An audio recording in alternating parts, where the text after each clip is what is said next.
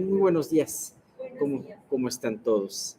Miguel no va a poder venir porque traía una afección de la garganta. Ahorita vamos a orar por él también, como comunidad. Y bueno, pues vamos a continuar este salmo que habla del gran poder de Dios demostrado a través de la creación, ¿no? Acompáñenme a orar, por favor. Señor, te damos muchísimas gracias porque estás con nosotros. Gracias, Padre, por esta reunión que tenemos, por este salmo que estamos viendo. Te queremos pedir, Dios, que tú hables a nuestro corazón, que tú permitas que lo que recibamos por nuestros oídos y lo procese en nuestra mente, en nuestro corazón lo reciba, Señor. Sobre todo, Padre, que podamos ser enfrentados a través de la naturaleza divina que tú tienes y del poder que tienes a través de la creación.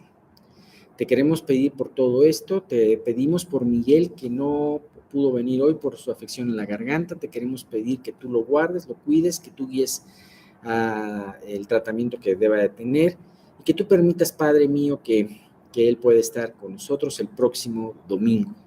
Te pedimos por todo esto, guía desde luego también, Señor, la predicación de Mauricio. Permite, Padre, que pueda unirse a través de la santa dirección de tu Espíritu, Señor, y que podamos salir muy edificados después de esta reunión. Te queremos pedir por todo esto, en el nombre de tu Hijo Jesús. Amén. Entonces, habíamos visto la vez anterior, acerca de que este salmo comienza de la misma manera, con la misma estrofa de bendice alma mía a Jehová. Y hablaba, inmediatamente entra al tema y dice, Dios mío, ¿cómo te has engrandecido? Te has vestido de gloria y magnificencia. Estábamos viendo que la creación en sí es un testimonio de Dios. Nos lo habla el Salmo 19. Los cielos cuentan la gloria de Dios y el firmamento anuncia la obra de sus manos. Nos lo cuenta esa primera parte de Romanos, esos versículos que leímos en el capítulo 1 de Romanos, que nos habla de que Dios ha dejado sin pretexto a los incrédulos y a los ateos ¿por qué los ha dejado sin pretexto? Porque ellos pueden ver, porque el hombre puede ver, y no solamente hablo de incrédulos y ateos, en general el hombre puede ver a través de la creación las cosas que son invisibles de Dios. ¿Por qué son invisibles de Dios para nosotros? Sabemos que Dios, con toda su gloria, con toda su santidad, no podría mostrarse tal como es delante del hombre, porque el hombre, con su debilidad, con su pecaminosidad, en este momento moriría. Tendremos que ser transformados para poder ver a Dios. Pero eso no implica que no puedas tener una relación con Dios. Simple y sencillamente no puedes estar delante de su majestad y delante de su gloria, ¿verdad? Hemos visto cómo, por ejemplo, hay dos eventos importantes en la historia de Israel. Uno cuando se inauguró, uno cuando se inauguró el tabernáculo en la época de Moisés y Aarón, y otra cuando se inauguró el templo en la época de Salomón. ¿Y cuál fue el evento que sucedió en estas dos ocasiones? La gloria de Dios inundó el lugar santísimo de tal manera que aunque los que oficiaban, esos sacerdotes que oficiaban, tuvieron que salirse, ¿no? Y bien, regresando a nuestro tema del Salmo, estábamos viendo, vamos a empezar a ver acerca de la luz. ¿Qué dice el versículo 2? Dice, el que se cubre de luz como de vestidura, que extiende los cielos como una cortina, que establece, el versículo 3, sus aposentos entre las aguas, el que pone las nubes por su carroza, el que anda sobre las alas del viento. A mí me gusta mucho esta parte porque habla del evento creativo de Dios. ¿Cómo empieza la Biblia? Empieza a través del evento creador de Dios. Empieza diciendo que Dios creó los cielos y la tierra. Y empieza a dar en cada día de la semana qué fue lo que creó, qué fue lo que Él hizo.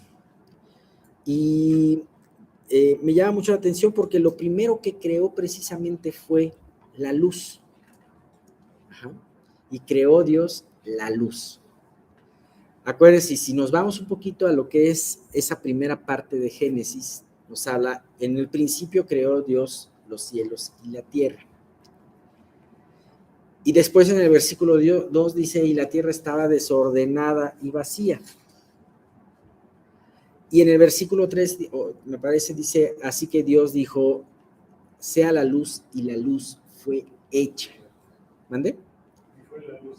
Y fue la luz. Y entonces, es impresionante. Hay muchas teorías, y no nos vamos a meter ahorita, porque ni siquiera sé yo cuál es la correcta, ¿no? Acerca de que por qué si Dios primero creó los cielos y la tierra, y después dice el segundo versículo, la tierra estaba desordenada y vacía, y entonces da la impresión que después Dios tuvo que hacer como una remodelación, ¿no? Pero no nos vamos a meter en eso porque finalmente pues, no lo sabemos, no tenemos más datos.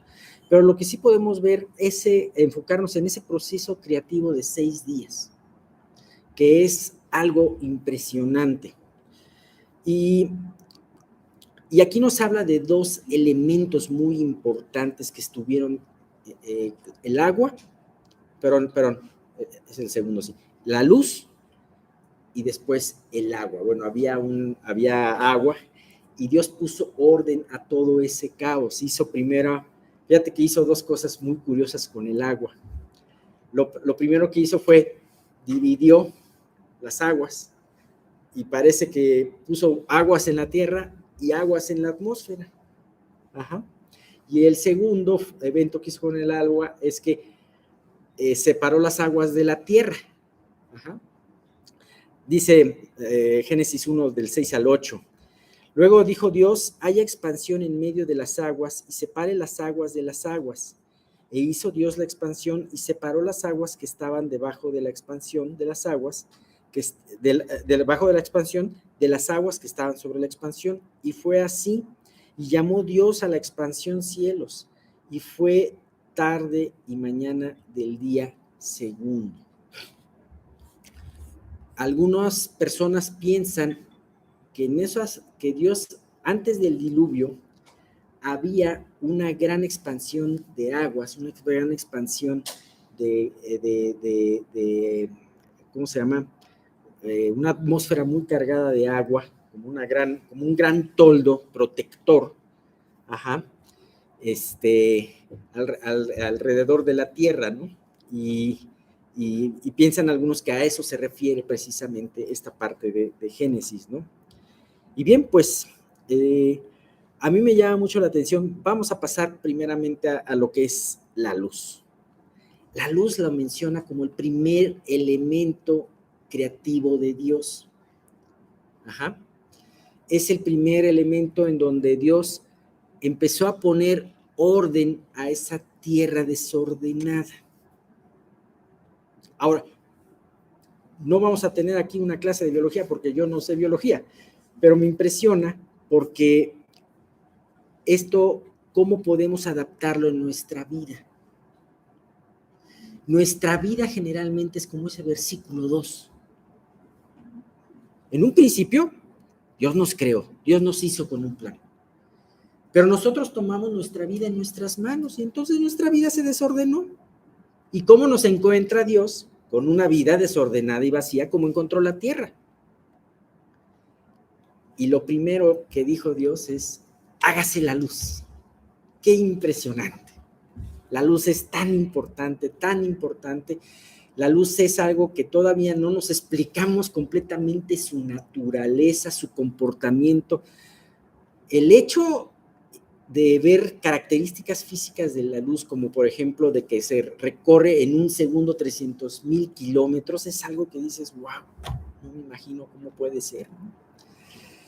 Y así muchas otras características que puede tener la luz. Bueno, esa luz Dios la creó y vio Dios que la luz era buena. De la misma manera, cuando Dios llega a tu vida, la luz, él la ve desordenada y vacía, entonces tiene que prenderse una luz. Hemos visto que el Salmo 119 dice: luz a mis pies es tu palabra y lumbrera a mi camino. Qué impresionante.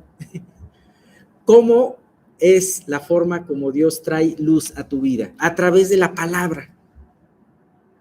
A través de que alguien te comente su palabra o a través de que tú la leas. Eso es algo muy importante. Vemos, por ejemplo, este versículo que dice: el que se cubre de luz, como de vestidura. Dios está cubierto de luz. Dios es luz.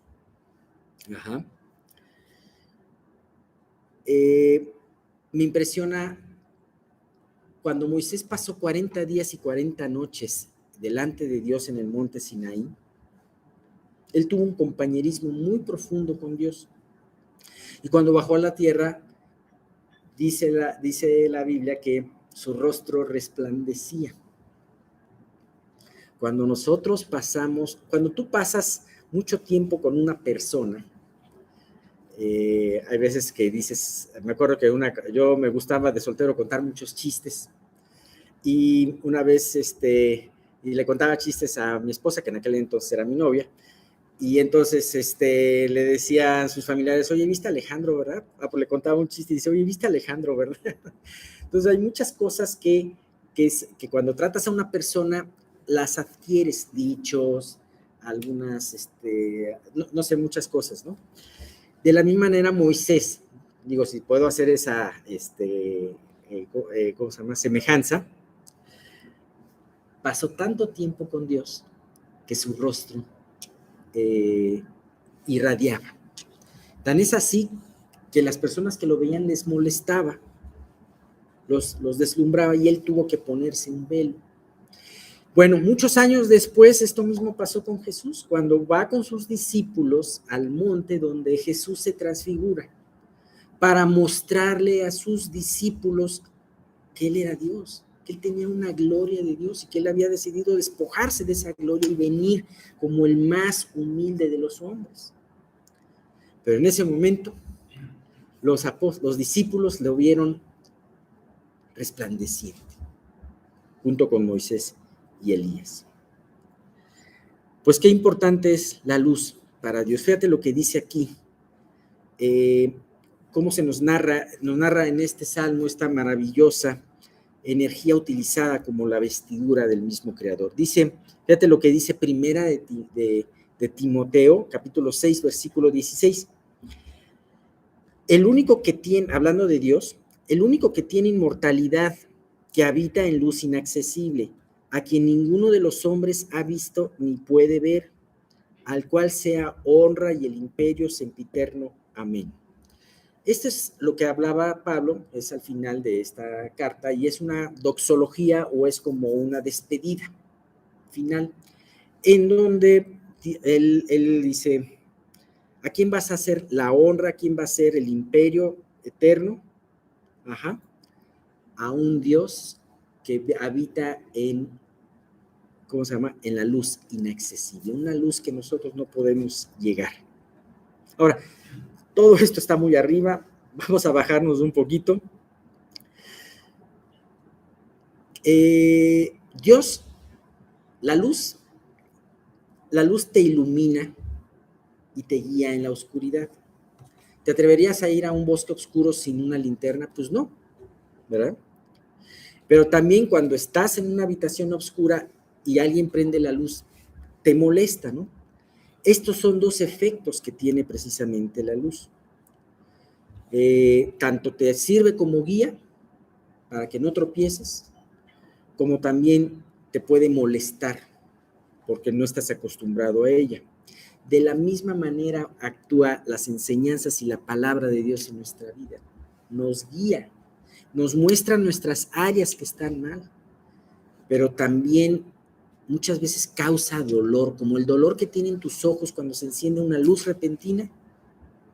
Así nos puede causar ese dolor de enfrentarnos y darnos cuenta de cosas que estábamos mal, ¿no? ¿Y sabes cuáles son las cosas más dolorosas? Las que pensabas que estaban bien y de repente Dios enciende la luz y te das cuenta lo mal que estabas. Pero gracias a Dios por esa luz. Ahora, ¿qué vamos a hacer con la luz de la palabra nosotros? Vamos a decirle a Dios, no, apágala, mejor prefiero, hay unos, por ejemplo, hay unos como contactos que se llaman atenuadores, y que tú le bajas una perillita y la luz se va bajando, ¿no? Dios, pónmela al 10%, ¿no? Para que alcance a ver un poquito, pero no todo, ¿no? A veces queremos hacer eso con Dios, y eso lo hacemos cuando nosotros discriminamos o nos saltamos cosas de la palabra. Dijo, bueno, esto está padre, me gusta mucho de escuchar las historias de Daniel, ¿no? Pero esto de Isaías, que me enfrenta fuertemente con mi pecado, no me gusta. Entonces le bajo al dimmer o al atenuador 10%, ¿no? ¿Sabes qué? No te acostumbres a vivir con poca luz. Si tú no tienes una lectura diaria de la palabra, tú estás haciéndole al dimmer de la palabra de Dios muy bajito. Entonces es muy importante que tú tengas la luz de la palabra en toda la plenitud. Ahora sabemos que Dios no quiere quemarnos con su luz, pero sí quiere alumbrar y que podamos ver perfectamente lo que tenemos que arreglar en cada momento. Ahora, Jesús también nos habla de esa luz, y de hecho, Él habla de que sus discípulos deben de ser lucecitas, deben ser esas lámparas. Pero fíjate que pasa algo curioso con el hombre. El hombre no puede emitir esa luz. Ajá. No es como el sol. El hombre es más bien como un satélite, como la luna, que la refleja. ¿Se han fijado estos días lo hermoso que está la luna en la noche? Cuando hay una luna llena, cómo inclusive alumbra. Entonces, así Dios quiere que seamos esos luminares. No pretende que tengamos nosotros la fuente de luz, porque la única fuente de luz es Dios, pero sí quiere que nosotros podamos reflejarlas. ¿Cómo está tu vida? ¿Refleja realmente y fielmente la luz? ¿Tú sientes? Tu vida es aliento para aquellos que están cerca de ti y quieren vivir para el Señor, y también tu vida es molestia para aquellos que no quieren vivir para Dios. Si tú en tu lugar de trabajo, escuela, casa, recibes ataques por la forma en que vives y vives piadosamente, alégrate, porque quiere decir que estás reflejando bien tu luz. Bien.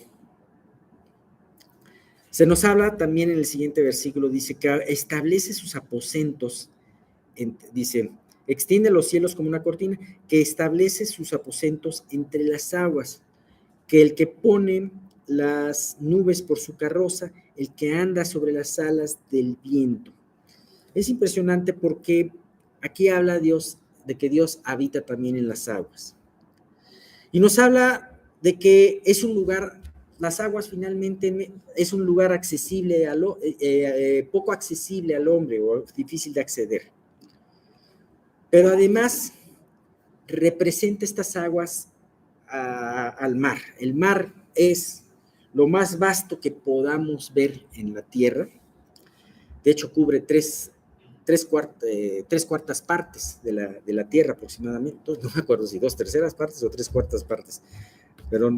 Pero además no solamente es vasto en extensión, sino es completamente, es profundo, ¿no? Y este mar nos lleva a través de la Escritura a apreciar el poder de Dios.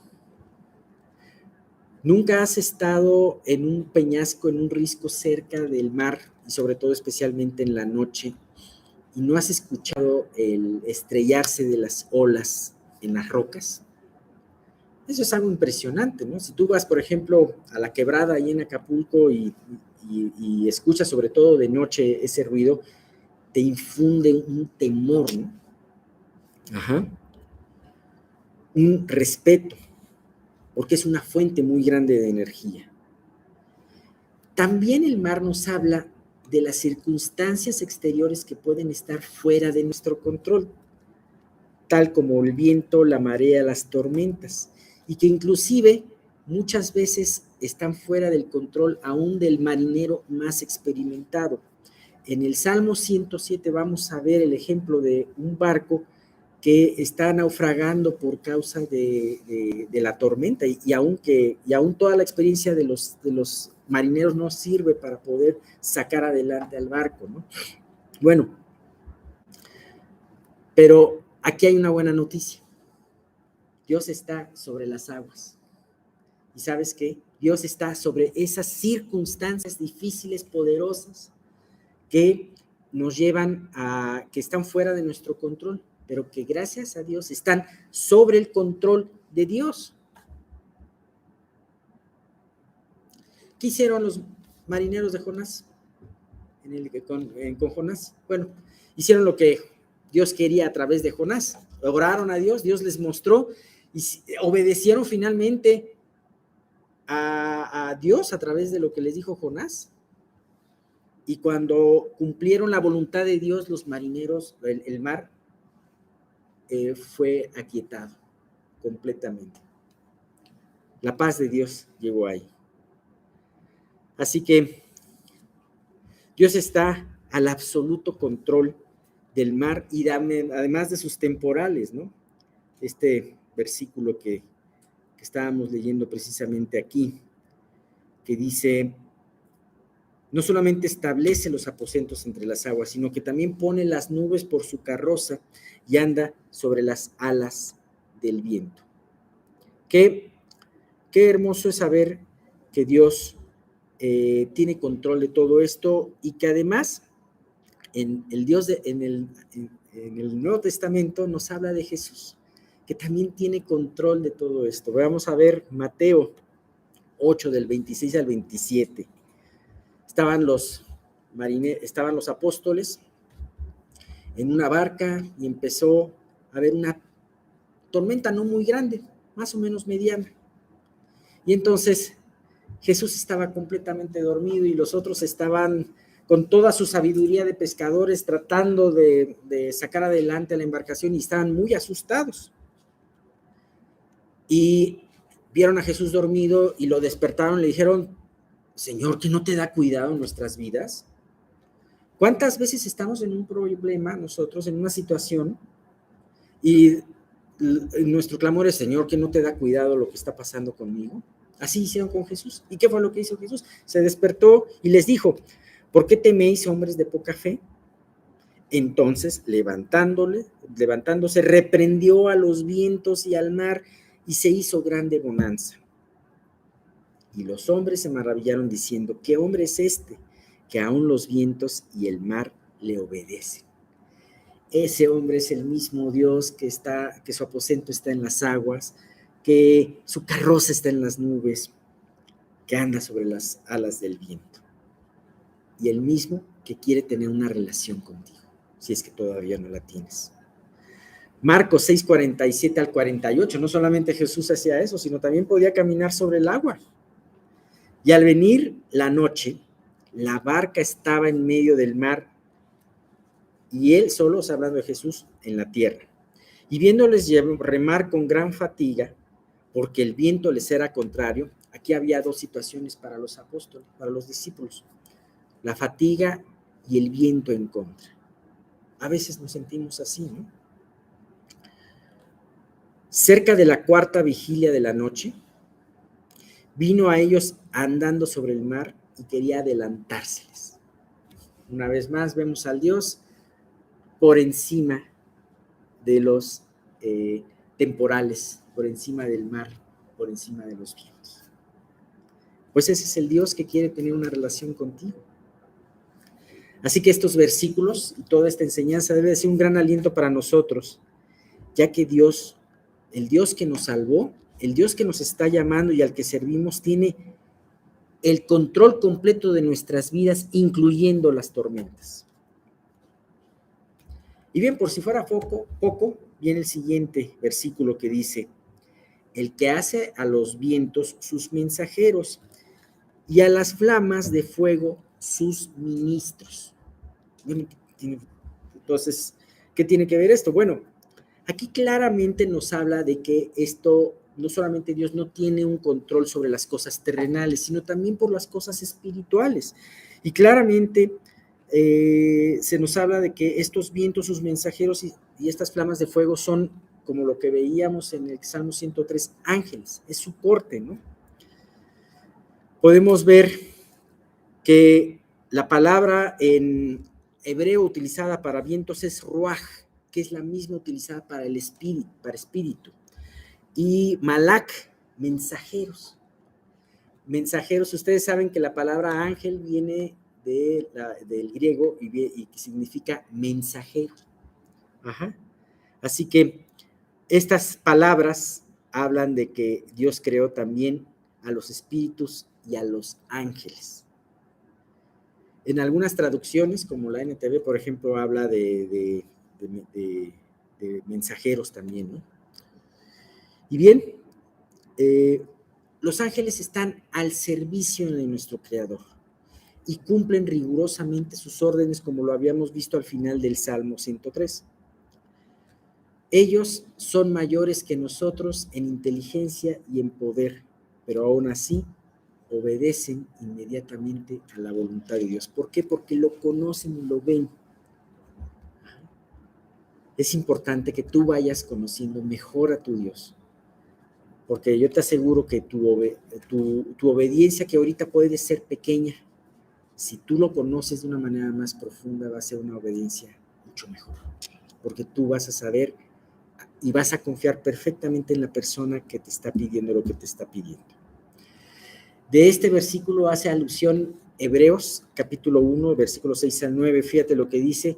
¿Y por qué hace alusión? Porque Hebreos habla de Jesús, y entonces lo está comparando con los ángeles. ¿Quién es mayor, Jesús o los ángeles? Entonces Hebreos nos dice, y otra vez, cuando introduce al primogénito, o sea Jesús, en el mundo, dice: adórenle todos los ángeles de Dios. Ciertamente de los ángeles dice: el que hace a sus ángeles espíritus y a sus ministros llama de fuego. Esto lo saca de este salmo. Mas del Hijo dice: tu trono, oh Dios, por el siglo del siglo, cetro de equidad es el cetro de tu reino. Has amado la justicia y aborrecido la maldad, por lo cual te ungió Dios, el Dios tuyo, con óleo de alegría más que a tus compañeros. Bien, así que podemos ver que Dios no solamente tiene potestad sobre los elementos naturales, sino también sobre una esfera espiritual que nosotros no conocemos completamente, pero que Dios tiene control también sobre eso. Y bueno, pues este tipo de versículos nos debe de alentar a servirlo, ¿no? A conocerle y a conocerle más para que nuestra obediencia se perfeccione. Bien, pues aquí termina el Salmo, vamos a continuar con los himnos. Muy buenos días a todos, qué gusto verlos otra vez. La última vez fue por ahí de noviembre. Había compartido un estudio y le comentaba a Miguel que estaba preparando los siguientes. La verdad es que Samuel, como cualquier libro de la Biblia... ¿Aló? ¿Sí se escucha? Bueno, voy a hablar más fuerte. Que Samuel, como cualquier otro libro de la Biblia, bueno, te puedes pasar toda la vida y no terminarías. Pero bueno, la idea es prepararte, ¿no? Hoy en día estoy preparando para un examen que es para una certificación. Y bueno, te enseñan y aprendes y checas la calculadora, ves el manual, un montón de libros y demás. Pero, pues a la mera hora es en el examen, ¿no? Ahí es cuando sabes si aprendes o no. Entonces, le decía a Oscar cuando llegamos que cuando te paras aquí, pues sí impone. Sí impone Dios, imponen ustedes, ¿no? Pero todo lo guía Él. Pero siempre le decía a Miguel después de ese estudio, en estos meses, que sí lo estaba preparando. Sin embargo, no acabas. Entonces voy a tomar algunas recomendaciones, sobre todo las de Maru, las de mi mamá, la de Estelita y de todo, sobre todo la de leer un poquito más lento los versículos para que nos queden.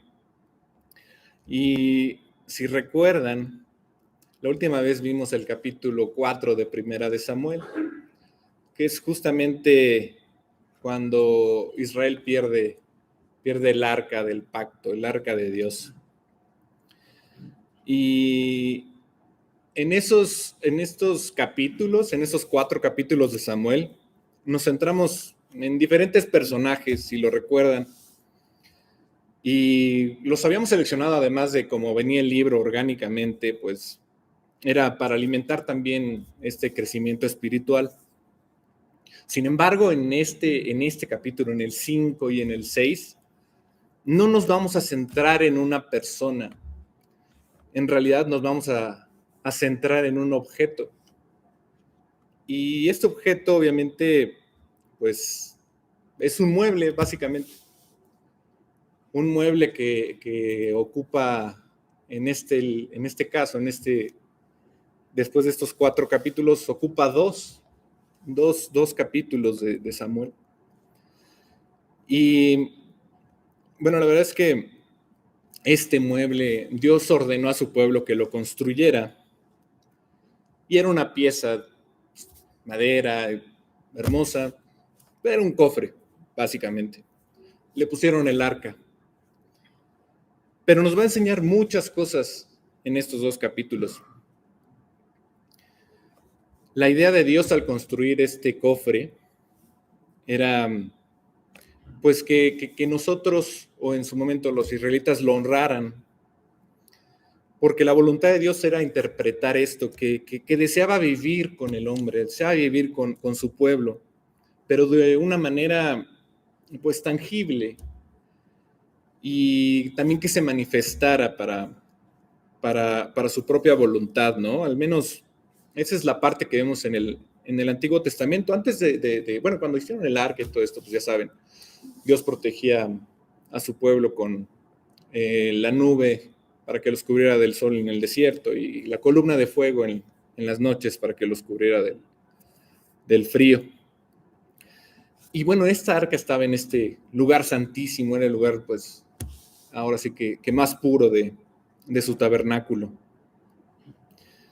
Y bueno, ahora, después de estos 4 capítulos y cuando vimos que el pueblo de Israel va con este mueble creyendo que Dios estaba ahí, o sea, era una representación de Dios, pero Dios no estaba como tal, ¿no? Porque los abandona en esta guerra y mueren muchos y terminan matando a los 2 hijos de Elí. Elí, cuando sabe la noticia, muere, también su nuera muere. Bueno, una noticia terrible, ¿no? Pero ahora esta arca en realidad tenía un plan de Dios, pero ahora con sus enemigos, en donde pues es la primera vez que el arca está fuera de su pueblo y pues va a visitar otros lugares, ¿no? Con un propósito. Quiero que abran sus Biblias y justamente leamos en 1 Samuel, en el capítulo 5, los versículos del 1 al 5.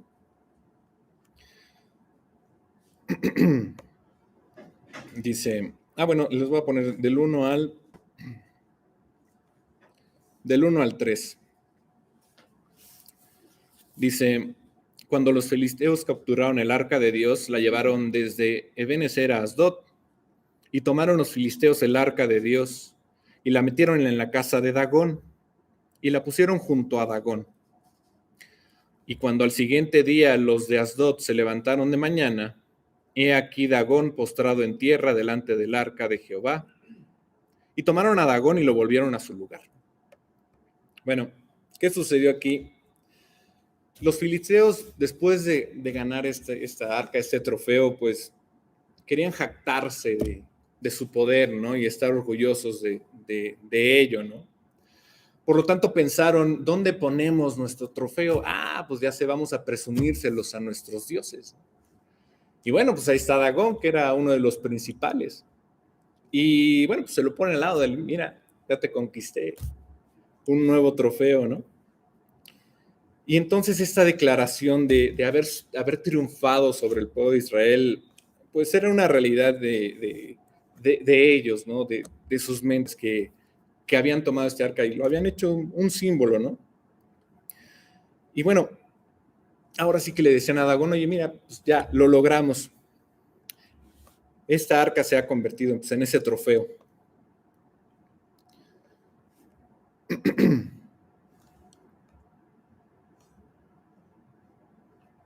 Ahora, ¿cuál era el plan de Dios de haber permitido que se llevaran su arca, ¿no? Y básicamente vamos a empezar con 2 lecciones en estos versículos. La primera es que esta imagen de Dagón que leímos, que estaba postrada, pues en realidad es una imagen de Dios recibiendo gloria de sus enemigos. Es decir, después de haber triunfado y los filisteos poner el arca de Dios como un trofeo, pues ven al día siguiente que Dagón no está donde estaba antes, está postrado frente al arca de Dios. Entonces dices, bueno, pues la verdad es que tú viste en el capítulo 4 cómo, bueno, en el capítulo 4, el capítulo 3, con los hijos de Eli, cómo el pueblo de Dios quiere manipular a Dios. Y justamente se llevan esta arca pensando que tenía este poder y podía librarlos de la guerra. Pero no fue así.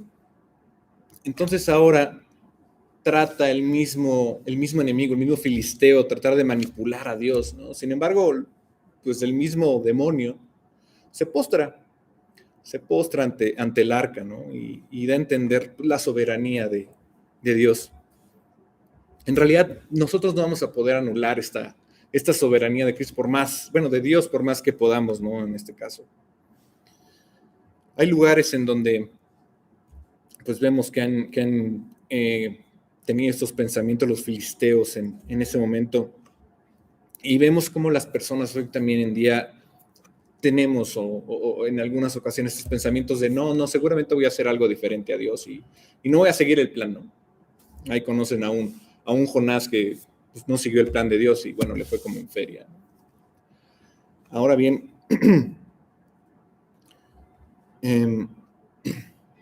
es importante ver cómo los filisteos podían o pensaban que el arca la podían manipular así, ponerla y pues igual limpiarla o todo, tal como hacían con Dagón, ¿no? O sea, cuidaban a sus dioses, ¿no? Dioses que no podían hacer nada, ¿no?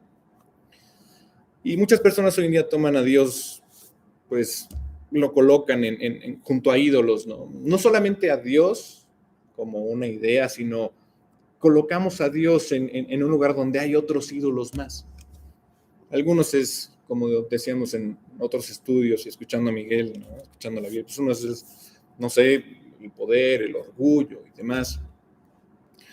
Alguna vez después de la Segunda Guerra Mundial en Japón, las personas que contrataban gente hacían un examen en donde ponían animales. Y entonces 5 animales y le decían a las personas, oye, pues pon el animal que piensas que sea, ¿no?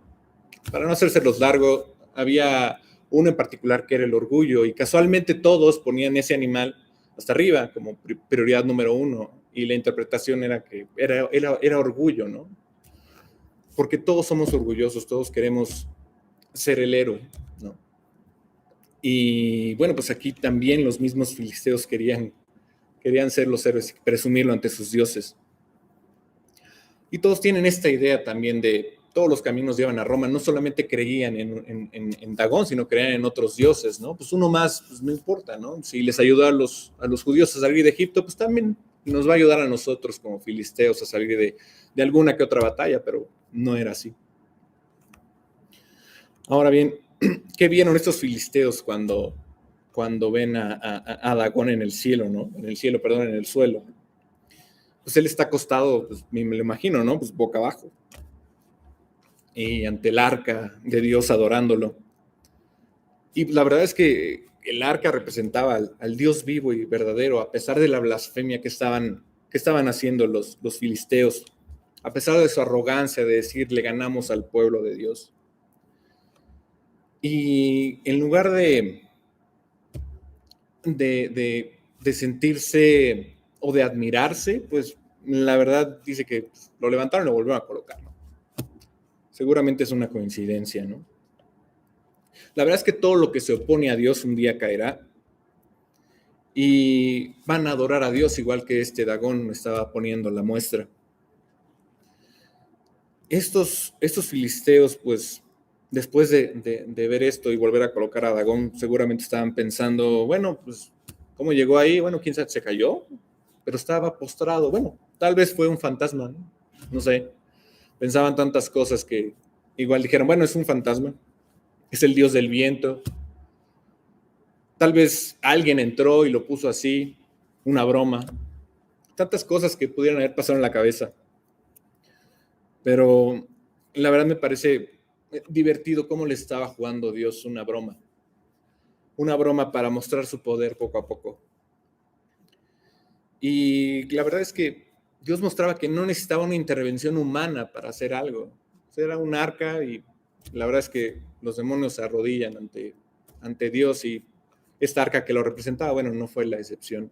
La estaba ocupando Dios. Y uno de los mensajes que quiero darte en esta mañana, hablando de Dagón postrándose ante el arca, es que tenemos una oportunidad de glorificar a Dios. Una oportunidad y es una misión única. Y es para justamente experimentar las maravillas que tiene Dios en sus manos de ser un Dios verdadero y misericordioso, pero en nosotros. Y te lo voy a explicar un poquito más adelante. Volviendo a los filisteos en este momento, ellos piensan que es esta una coincidencia. Entonces al día siguiente ven y ponen a Dagón nuevamente postrado, ven nuevamente postrado a Dagón en el suelo. Pero esta vez había algo diferente. Y quiero que lo leyamos, ¿no? Dice 1 Samuel 5:4. Y volviéndose a levantar de mañana el siguiente día, he aquí que Dagón había caído postrado en tierra delante del arca de Jehová. Y la cabeza de Dagón y las 2 palmas de sus manos estaban cortadas sobre el umbral, habiéndole quedado a Dagón el tronco solamente. Entonces imagínate la escena, ¿no? Yo creo que pensaron que no puede ser una coincidencia esto. Un día antes estaba postrado uno de sus dioses más importantes, ¿no? De sus ídolos. Y el día siguiente otra vez, pero adivinen qué, la cabeza y las manos cortadas, ¿no? O sea, ¿qué podían pensar los filisteos? No, fue coincidencia, fue el viento, fue alguien. Pero seguían creyendo y dicen, no puede ser, no puede ser. ¿No? Entonces, ¿qué es lo que hacen estos filisteos? Si pudiéramos simbolizar la cabeza y las manos en un pueblo guerrero con este Dios, considero que la cabeza era el conocimiento que tenían, ¿no? Estos filisteos, bueno, pues eran, en la historia, pues eran los asirios y fenicios, y de ahí vienen todos, y pues la verdad, humanamente, pues civilizados, ¿no? Avanzados en tecnología. Pero este pueblo guerrero, además de esta cabeza, que era la cabeza de Dagón que estaba ahí tirada, yo creo que las manos representaban el poder con el que tenían, el poder militar por esa tecnología, ¿no? Y a Dios no le importaba, mira, botó la cabeza, botó las manos, ¿no? No importa la fuerza, no importa el conocimiento, ¿no? Dios sacudió a Dagón. Y aquí viene la segunda lección. Es decir, ¿qué podemos sacar de estos versículos tan poco que hemos visto, ¿no? De estos 4, ¿no? Dios en el Antiguo Testamento, pues, moraba en esta caja, ¿no? Lo demostraba, así la pidió. llamada el arca. Y el arca, obviamente, como les decía, pues moraba en este lugar santísimo dentro del tabernáculo, que es algo que él pidió también, ¿no? Una obra suya, de su elección. Él lo determinó así en el Antiguo Testamento, y bueno, lo veíamos con Alex, ¿no? En esos dos eventos. No solamente en el tabernáculo, sino después en el templo de Salomón, ¿no? Vivía según, o sea, todavía en un lugar, ¿no? Ahí lo escogió Dios, ¿no? Pero si nos vamos al Nuevo Testamento, había algo todavía mucho más espectacular que ver a Dios en una nube para cuidar a los israelitas, y en una columna de fuego y en un arca. Lo más impresionante del Nuevo Testamento era que el mismo Dios había bajado con nosotros, ¿no? La misma sangre de Jesucristo se movía igual que el arca, pero ahora no nada más era una sola cosa, no era una cosa que viajaba geográficamente, sino era la sangre de Cristo de quienes lo recibían. Ya eran varias arcas, ¿no? Supongámoslo así. Las personas que recibían el regalo se podían mover igual, por todos lados. Y así fueron los viajes misioneros, ¿no? Varias arcas llenas de la sangre de Cristo por todos lados, todos sus misioneros, ¿no? Y bueno, la verdad es que la idea de venir y no venir de un lugar físico, de un arca, a varias, la verdad, a mí me impresiona. Me impresiona porque aquí estamos nosotros también. Y justamente a nosotros, a los que aceptamos este regalo y nos arrepentimos, y no como estos filisteos que se quedaron viendo, bueno, tal vez fue otra coincidencia que esté cortado, ¿no? Y nos humillaron, ¿no? Pero considero que muchos aquí sí. Y digo, ahora tú y yo somos esa morada de Dios, somos su templo. Y albergamos esa esperanza de Cristo, de salvar y poder compartir este evangelio y poder decirles que Dios también ama a nuestros seres queridos, a nuestros amigos, a nuestros vecinos, y decirles que hay una opción, ¿no? No tienen que ser orgullosos como estos filisteos, sino pueden tomar otro camino.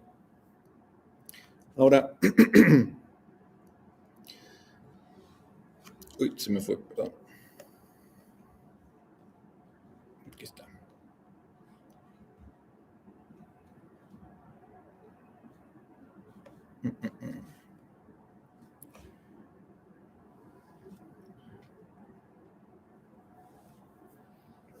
Ahora, ¿qué pasa con aquellas personas desde el Antiguo Testamento que se han arrepentido y creído en la promesa de Jesucristo en el Nuevo, ¿no? Al igual que Dagón, ningún ídolo en el corazón, si tú lo aceptas, tendrá la capacidad de levantarse nuevamente. Dios entrará y tirará cualquier ídolo que tengas, ¿no? Pero, ¿qué es lo que pasa, no? Nosotros tenemos un altar o altares. Cuando conocemos a Dios y cuando Dios llega, debe de tirar todos ellos, ¿no? A través del poder de ese Espíritu. Es esto la salvación, es creer en Él. Pero ahora podemos predicar a Cristo en la cruz, no solamente con el arca, ¿no? sino con la cruz. Creer en esta persona que, colgada en una cruz, se sacrificó por nosotros para salvarnos, ¿no? Dice Pablo en Romanos 6:6, y si quieren lo leemos, me voy para allá.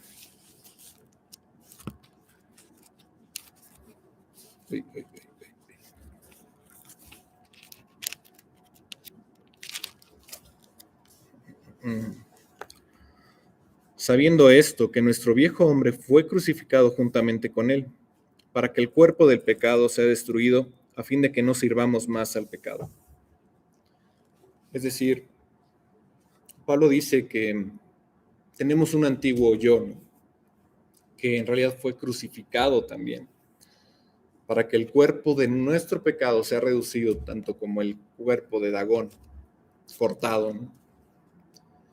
Y que cuando realmente probamos la salvación, sabemos lo que va a suceder, que todo lo que vivimos antes no podrá igualar el poder de Dios desde ahora, porque ahora fuimos liberados. ¿De qué fuimos liberados? Del pecado. Y debido a que estamos ahora bajo la gracia de Dios y fuera de la ley, el pecado ya no tendría autoridad sobre nosotros. Y ese es el asunto, es decir, ok, sí, me arrepentí, creo en Dios, ya no tendría que tener el pecado autoridad sobre mí. Que Dios va a tirar todos estos ídolos en mi corazón, ¿no? En mi cuerpo, en mi mente, en mi espíritu. Yo no pensaría igual que los filisteos cuando miraban entre sí, dicen, viendo a Dagón, igual, preguntándose tal vez, oye, ¿este sí será el Dios de dioses? ¿Este sí será el Dios vivo y verdadero del que hablan los israelitas? ¿Será él? No puede ser tanta coincidencia que haya degollado a uno de nuestros dioses, ¿no? Sin embargo, a pesar de que veían este milagro, esta prueba, hay una negativa a la resistencia de abrazar la verdad de Dios. Porque si recordamos lo que sucedió en el versículo 5 de 1 Samuel 5, dice, por esta causa los sacerdotes de Dagón y todos los que entran en el templo de Dagón no pisan el umbral de Dagón y Azot hasta hoy. Es decir, no se sorprendieron demasiado. En lugar de romperse, de quebrarse ahí, de ver lo que habían hecho con su Dios y de arrepentirse, pues hacen otra tradición. Porque debido a que las manos de la cabeza y sus manos estaban al pie de la puerta, los filisteos decidieron, bueno, pues vamos a entrar a la casa, pero pues ahora en lugar de pisar el umbral, pues mejor lo saltamos, ¿no? Entonces, ese es el pensamiento que tienen. En lugar de asombrarse, dicen, no, vamos a hacer otra cosa, ¿no? Vamos a hacer otro rito. Para entrar, pues, tendremos que saltar, ¿no? Y pues sí, no se humillaron, no fueron conmovidos, no se sorprendieron. Y esa es una reacción de cualquier otra persona que hoy escuche el Evangelio. Es decir, no están dispuestos a perder y dejar ir lo que han conocido por tanto tiempo. Y tú no los vas a hacer cambiar.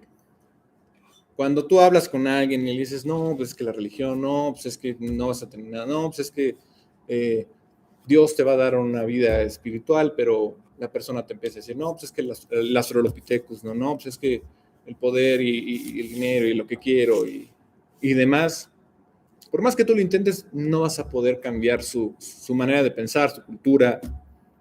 Eso no es de nosotros, eso es de Dios, ¿no? Y bueno, la verdad es que tener estos ídolos y no soltarlos es lo que muchos no van a poder hacer todavía. Digo, a nosotros nos costó, ¿no? O sea, entender esta parte, pero cuando Dios nos convenció, bueno, pues la verdad es que no tuvimos de otra más que inclinarnos y postrarnos ante Él, ¿no? Pero Jesús proporcionó una visión increíble porque a pesar de que la mayoría lo rechazaba, no es un gran misterio y no es porque su verdad no sea lo suficientemente convincente. No la aceptaban. ¿Por qué? Y Alex lo dijo hoy. Vamos a Juan 3:19.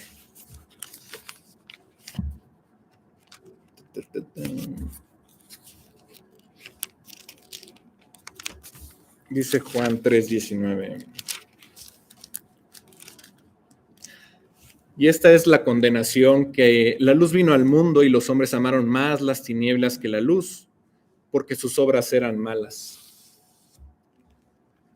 Así que detrás de todas estas persuasiones filosóficas y detrás de todos los argumentos académicos que podemos escuchar hoy, detrás de todos los problemas y dudas personales que tiene cada uno de nosotros, pues algunos son sinceros y verdaderos, pero la mayoría de las personas no. Todo esto es por una causa fundamental. Es decir, ¿cuál es esa causa de por más que tú le digas, oye, vivo una vida que nunca hubiera imaginado? No es que sea de dinero, no es que sea totalmente de salud, no. Tengo una vida en donde Dios la guía, creo en Dios, creo en que Él me salvó. O sea, no es eso, ¿no? Es que quien ve la luz y no va hacia ella, es muy fácil, ama más la oscuridad, ama más el pecado. Dicen que el hombre descubrió el fuego, ¿no? ¿Por qué lo descubrió? Porque no quería más estar en la oscuridad. Sin embargo, bueno, la luz vino al mundo y el hombre no la aceptó. Tenemos que renunciar a esa oscuridad. Y las personas que escuchan el Evangelio, que nosotros compartimos como esta arca llena de la sangre de Cristo por todos lados, pues es como esa luz que llega a esas vidas y esas personas tienen que renunciar, pero no lo hacen porque aman más las tinieblas que la luz, dice la Biblia, ¿no? Es decir, no puedes quedarte con ambas. Algunos dirán, no, pues es que puede ser tenue, ¿no?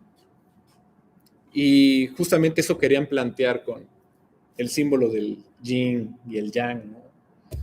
Donde se ve como una gotita y otra gotita, ¿no? Diciendo, puede ser negro, ¿no? O sea, muy malo, tal vez, muy oscuro. Y puedes cambiar de ese oscuro a ser blanco, ¿no? A ser luz. O lo contrario, ¿no? Puede ser blanco, pero pues también ser muy oscuro, ¿no? Por eso está el círculo, la dualidad que le llaman. Pero no, en realidad para Dios, pues es la luz, ¿no? Justamente lo decía Alex también con la creación, ¿no?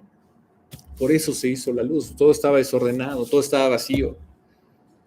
Pues obviamente vino Dios a hacerse luz, ¿no? Y a darnos luz. ¿Por qué? Porque Él es el bueno, Él es el santo. Y nosotros como hombres no queremos dejar de amar la oscuridad. Nos dejamos engañar muchas veces por filósofos sofisticados del pasado, los de ahora y los que vendrán. Y en algún momento, como a mí me pasó, te dejas deslumbrar por incluso profesores en la universidad. Pero después Dios quita todo esto, ¿no? Los filisteos están haciendo exactamente lo mismo. Hay personas que están enamoradas de su pecado, completamente, ¿no? Y están aferrados a este error y hasta el último aliento de sus vidas van a seguir aferrados al pecado. Y van a estar sujetos y esclavos a él. No se quieren liberar, ¿no? No quieren dejar lo malo, no quieren dejar sus propios gustos, sus propios deseos. Entonces, ¿qué sucede con los filisteos? Crean esta nueva tradición y se dan cuenta, pues, no sé si se dieron cuenta en realidad, pero nosotros sí nos damos cuenta. Ellos dicen, ayudemos a Dagón, vamos a ayudar a nuestro Dios, vamos a recogerlo otra vez, ¿no? Pero aquí está presente el mismo Dios en el arca, moviéndolo con poder sin que nadie tenga que levantarlo o moverlo. Él hace, porque es Dios y hace que los demás, los demonios y los demás, pues, se postren ante él, ¿no? Pero aún así los filisteos quieren aferrarse a sus dioses, ¿no? Leemos en el versículo 6 el resultado de esto. Dice, y se agravó la mano de Jehová sobre los de Asdod, y los destruyó, y los hirió con tumores en Asdod y en todo su territorio. Dice el 7, y viendo esto los de Asdod dijeron, no quede con nosotros el arca de Dios de Israel, porque su mano es dura sobre nosotros y sobre nuestro Dios Dagón. Ahora se están dando cuenta de que esto tiene que ver en realidad con el arca y Dios. Dios fue extremadamente misericordioso hasta la fecha, ¿no? Y en ese momento lo fue a pesar de mostrar este poder. ¿Por qué? Porque dejó primero que Dagón se postrara. Como no hicieron caso, bueno, pues le cortó las manos y la cabeza, ¿no? Para que ellos vieran, ¿no? Pero era una imagen, no era uno de los filisteos. Dios podía haber puesto a un filisteo así cuando iba a limpiar tal vez el arca y decir, no, pues sabes qué, porque nadie podía tocar el arca, ¿no? Y matar a un filisteo o 10 filisteos o a todo el pueblo filisteo. No lo hizo, lo está haciendo poco a poco. ¿Por qué? Porque él quiere que despertemos, ¿no? Él quiere que despertara al pueblo de filisteo, ¿no? Unos podrían pensar que esto es cruel porque de repente dice se agravó la mano, ¿no? Pero lo hace gradualmente.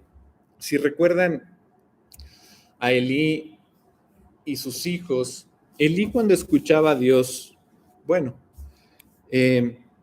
tuvo una buena vida. Sin embargo, cuando empezó a ser permisivo con sus hijos, empezó a descuidar su relación con Dios, y dejó a sus hijos hacer lo que quisieran. Terminaron mal. Él no puso ningún alto contra sus hijos. Cuando los hijos, bueno, digo hasta la fecha, siempre seré hijo, ustedes también, le decían a sus padres, oye, quiero hacer esto, me compras aquello, pues a veces la mamá o el papá decían, no lo vas a hacer, no, pero ¿por qué no? ¿Por qué no? Tenían más experiencia en una u otras cosas.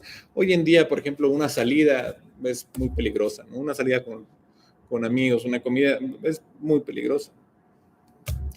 Digo, no vamos a poder cuidar a todos los hijos, ¿no? Pero la situación en el mundo es desastrosa. Y en esta parte con Elí, cuando les daba permiso de hacer todo y se hacía de la vista gorda, bueno, terminaron mal.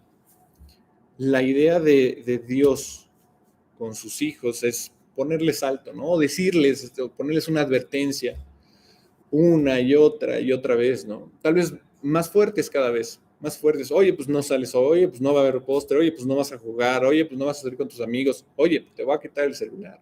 Ahora es como, híjole, me quitó media vida. Entonces, dices, no, Dios va a ir poco a poco con los filisteos diciéndoles, oigan, entiendan y entiendan. Entonces aquí se grabó su mano. No la captaron la primera vez, ¿no? Como nosotros, una tras otra.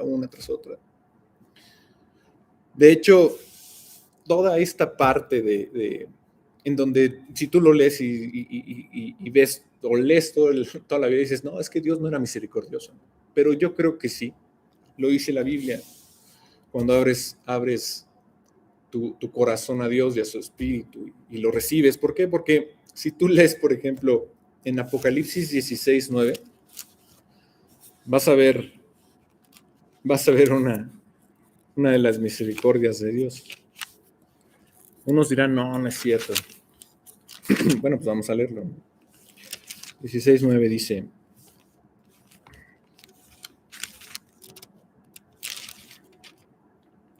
y los hombres se quemaron con el gran calor y blasfemaron el nombre de Dios, que tiene poder sobre estas plagas, y no se arrepintieron para darle gloria. Entonces tú dirás, no, pues ¿cómo? ¿Qué es eso? ¿No? Los que no han escuchado el Evangelio, los que lo están escuchando, ¿no? ¿Dónde está la misericordia de Dios ahí? Pues miren, hoy en día, pues, yo creo que tenemos calor, ¿no? Y el año pasado tuvimos menos calor, y el próximo año, si llegamos, tendremos más calor, y así. Sin embargo, la Biblia dice que va a llegar un momento en el que el calor queme al hombre, y aún así no se arrepintieron. ¿Por qué? Porque viene gradual. Es decir, si una madre le dice a su hijo, y el hijo es como los hijos de Elí, y sabe que va a ir a manejar borracho, o sabe que está en drogas, lo que tú quieras, y que sea algo que lo va a lastimar a él o a los demás, pues le va a decir no vayas. Y de repente a ese hijo ya saben, la policía, y entró una vez, y oye que estaba borracho, y entró otra vez. Y pues ahora es terrible cómo piensa la gente. Dice, no, pues es que mi hijo nada más robaba y me lo mataron. O sea, así es la conciencia hoy en día, ¿no? No estaba haciendo nada adicional, nada malo adicional a robar, ¿no? O sea, así pensamos, pero poco a poco Dios tiene que ir poniendo más agitación en tu vida y darte cachetadas y decirte, por favor, esto es temporal. Pero hay misericordia de Dios. Él aguanta y aguanta y aguanta. Ahora bien, el mundo en la tierra, en esos momentos de Apocalipsis, donde son arrasados por el sol así feroz, el sol quemaría literalmente las pieles de las personas. Y creemos que eso es demasiado, pero la misericordia de Dios, aún así dice que el hombre lo maldijo, ¿no? Por las plagas, y aún así no se arrepintieron, ni le dieron gloria. ¿Qué está tratando de sacar Dios de ellos, de nosotros? El arrepentimiento. ¿Qué está tratando de sacar? Cuando dice, oye, dame la gloria, a mí, que es mejor solo unos momentos de dolor en la tierra que toda una eternidad, tal vez, o sea, así lo vemos, ¿no? No, pues ahora sí que vive hoy, ¿no? Solo hoy, yo lo dicen, ¿no? You only live once, ¿no? Solamente se vive una vez, ¿no? Entonces, ¿qué está tratando de hacer Dios? Llamar nuestra atención, y a los filisteos en este caso, ¿no? Entonces, ¿qué hacen estos mismos filisteos? En el versículo 8 dice: convocaron pues a todos los príncipes de los filisteos y les dijeron: ¿qué haremos del arca de Dios de Israel? Y ellos respondieron: pases el arca del Dios de Israel a Gat. Y pasaron allá el arca del Dios de Israel. En el 9 dice: y aconteció que cuando la habían pasado, la mano de Jehová estuvo contra la ciudad con gran quebrantamiento, y afligió a los hombres de aquella ciudad desde el chico hasta el grande, y se llenaron de tumores. Es decir, bueno, ya vieron que Dagón se había apostado, ya vieron que le habían cortado las manos y la cabeza de Dagón. Bueno, ya vieron que se agravó la mano de Dios. Y ahora dicen: no, ¿sabes qué? Vamos a deshacernos del problema. Mira, yo no veo, mejor pásaselo al siguiente. Así que vamos a moverla de ciudad, el arca, ¿no? Cambiemos de dirección, cambiemos de rumbo esto, ¿no? Así que trajeron allí el arca de Dios, de Israel, pero después que le habían llevado, la mano del Señor seguía causando pánico y afligía mucho a los hombres de la ciudad, ¿no? Tanto los chicos como los grandes, los jóvenes como los viejos, ¿no? Porque les empezaron a brotar tumores.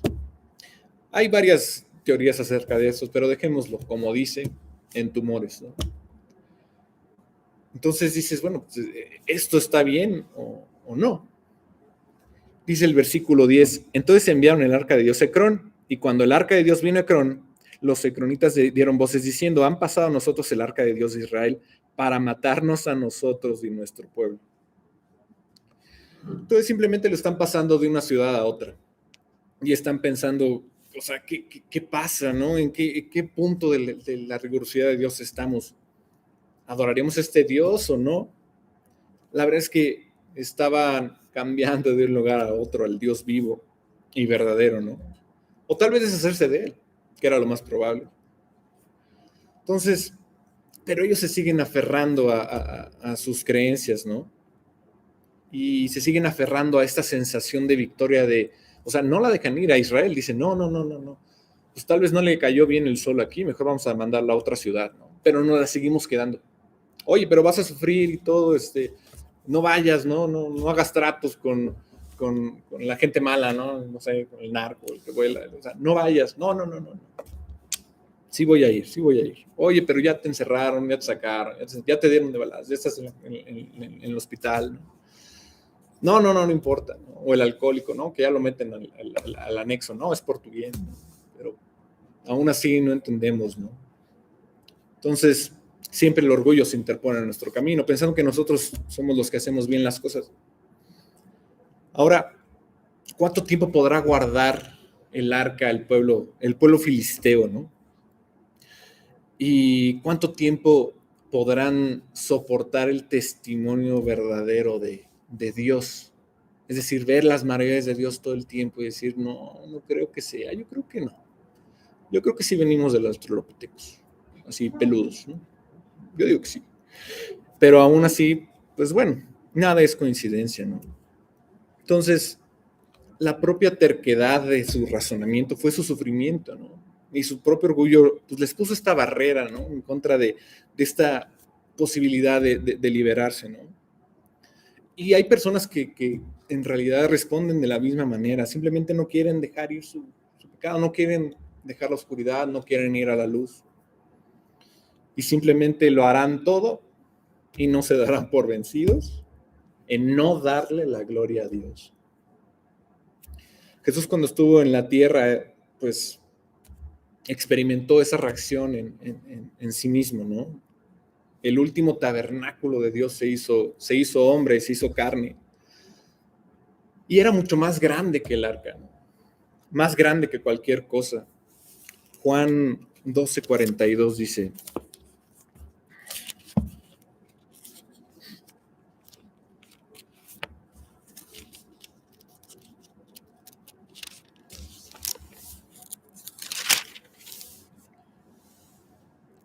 con todo eso, Aún de los gobernantes, muchos creyeron en él, pero a causa de los fariseos no lo confesaban para no ser expulsados de la sinagoga.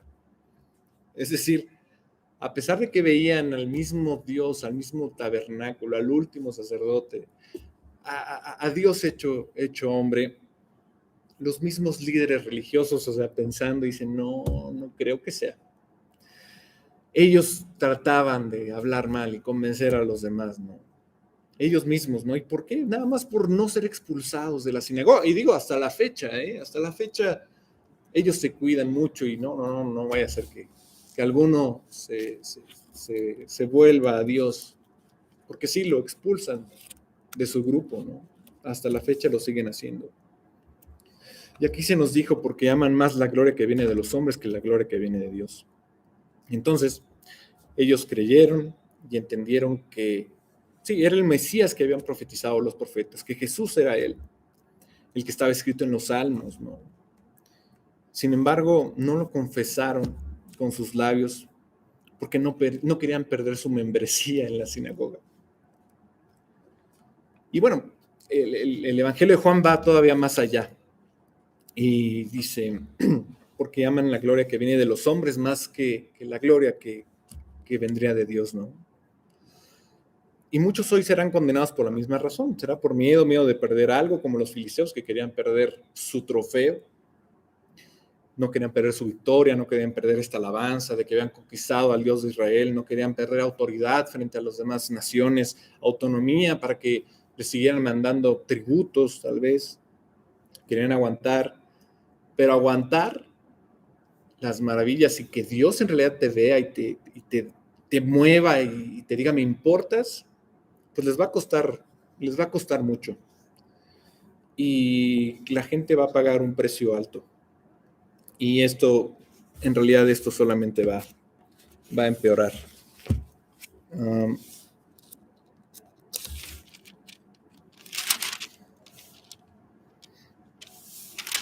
Dice el versículo 11 de 1 Samuel 5:11, dice, y enviaron y reunieron a todos los príncipes de los filisteos.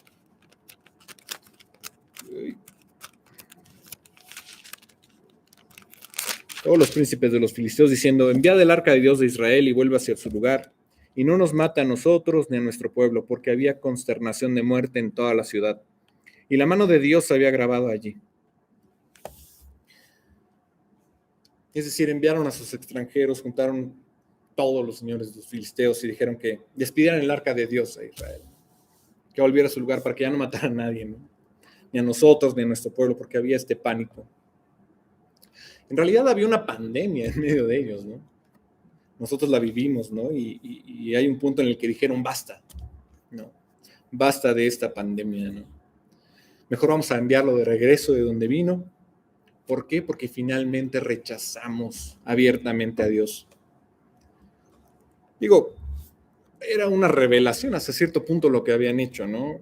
Cuando entendieron que tal vez esta santidad de Dios no era la que ellos buscaban, ¿no? Es decir, uno escucha que no podían manejar a Dios, no podían manejarlo como a sus dioses, ¿no?